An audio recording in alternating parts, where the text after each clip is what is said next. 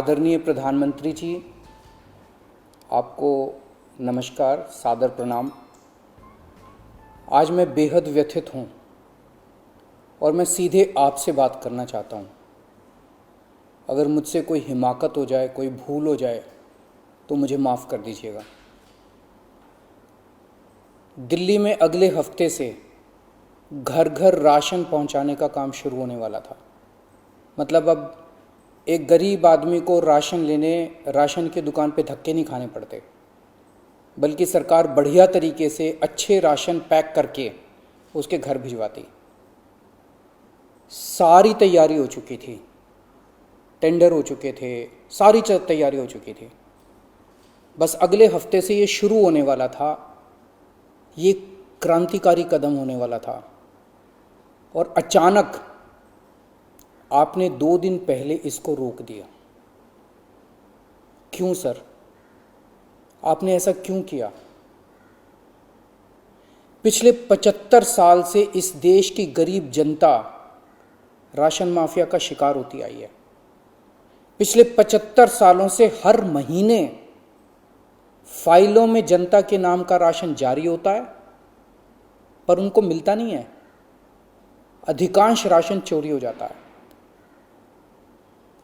ये ration mafia बहुत ताकतवर है सर, बहुत ताकतवर। आज से 17 साल पहले मैंने इस माफिया के खिलाफ आवाज उठाई थी, इस माफिया को ललकारने की हिम्मत की थी। तब मैं दिल्ली की झुग्गियों में, एक एनजीओ में काम किया करता था। उन झुग्गियों में गरीबों को उनका राशन नहीं मिलता था, उनका राशन चोरी हो जाता था।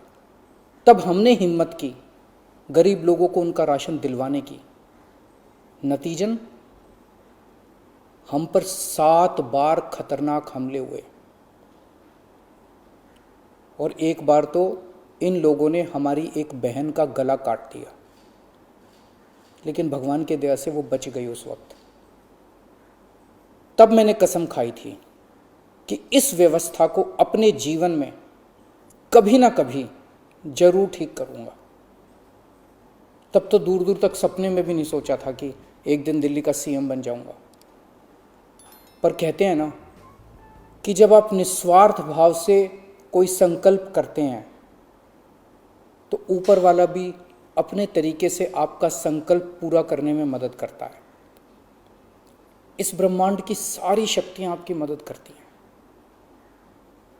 इस राशन माफिया के तार बहुत ऊपर तक हैं सर। 75 साल में आज तक कोई सरकार इस माफिया को खत्म करने की हिम्मत नहीं कर पाई।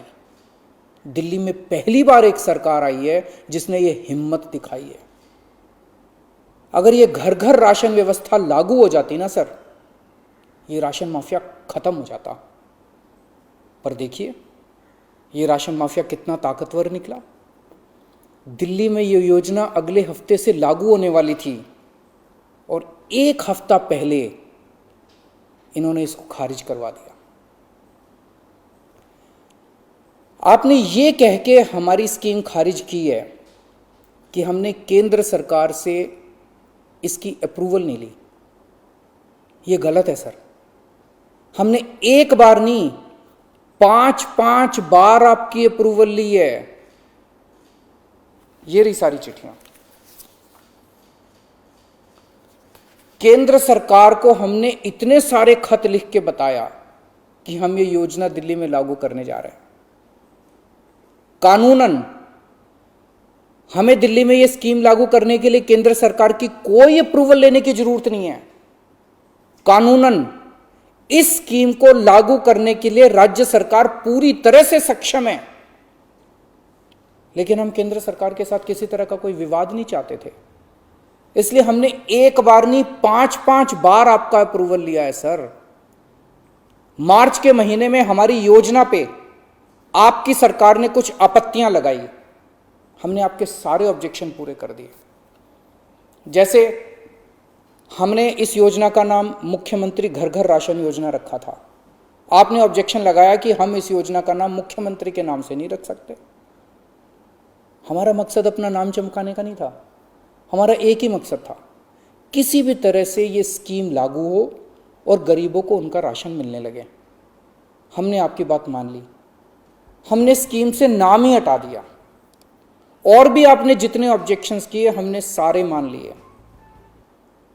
इस सब के बावजूद भी आप कहते हो हमने आपकी अप्रूवल नहीं ली। और कैसे अप्रूवल लेते हैं सर?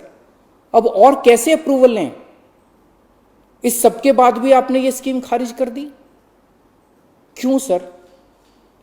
लोग पूछ रहे हैं, अगर इस देश में पिज्जा की होम डिलीवरी हो सकती है, बर्गर की होम डिलीवरी हो सकती है, स्मार्टफोन और कपड़ों की भी होम डिलीवरी हो सकती है, तो फिर गरीबों के घरों में राशन की होम डिलीवरी क्यों नहीं होनी चाहिए? सारा देश जानना चाहता है आपने ये स्कीम खारिज क्यों की सर?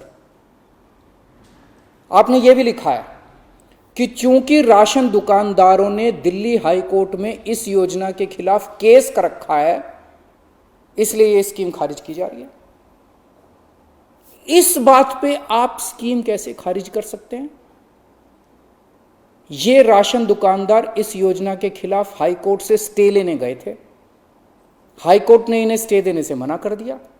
जब हाई कोर्ट ने इन्हें स्टे नहीं दिया तो आपने इस स्कीम पे स्टे कैसे लगा दिया? आपको इन राशन वालों से इतनी हमदर्दी क्यों है?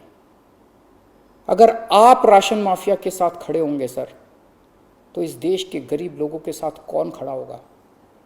दिल्ली के उन 70 लाख गरीब लोगों का क्या होगा जिनका हर महीने ये राशन माफिया राशन चोरी कर लेता है? उन 20 लाख गरीब परिवारों की कौन सुनेगा?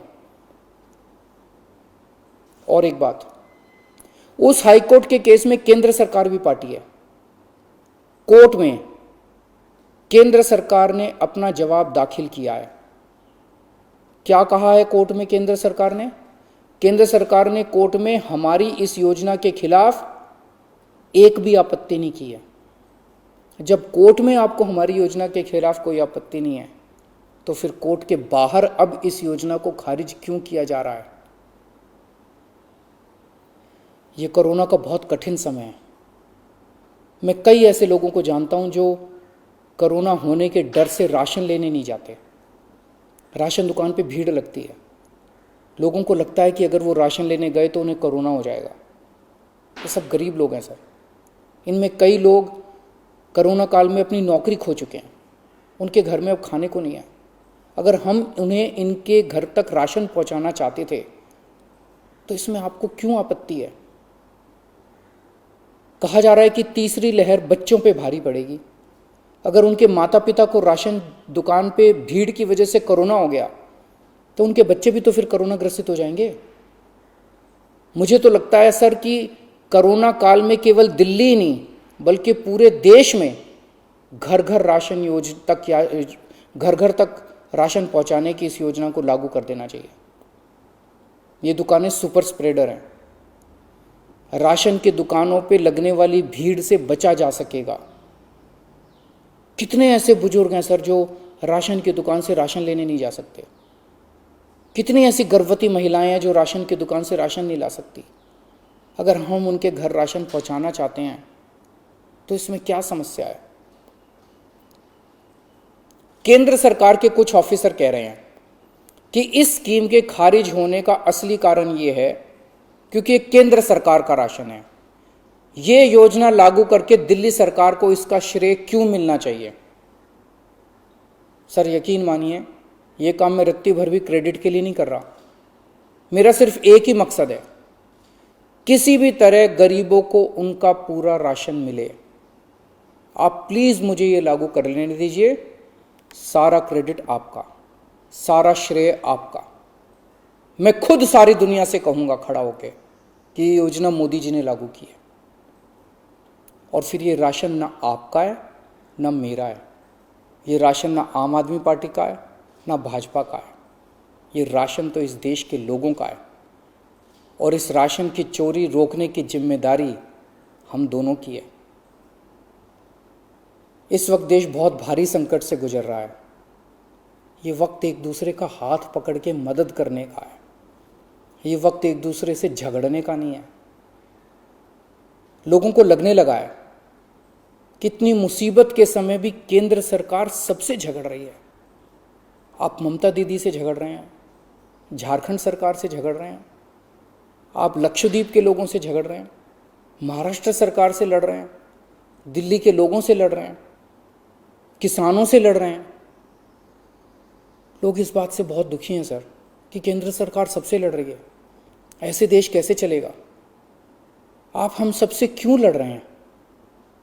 हम सब आपके ही हैं, हम सब भारतवासी हैं। ऐसे में हम सब आपस में लड़ेंगे तो कोरोना से कैसे जीतेंगे? हमें आपस में नहीं लड़ना, हम सबको मिलके कोरोना से लड़ना है। कल सब लोग अखबारों की ये हेडलाइन पढ़ना चाहते हैं, मोदी जी ने दिल्ली सरकार के साथ मिलके दिल्ली के हर गरीब के घर राशन पहुंचाया।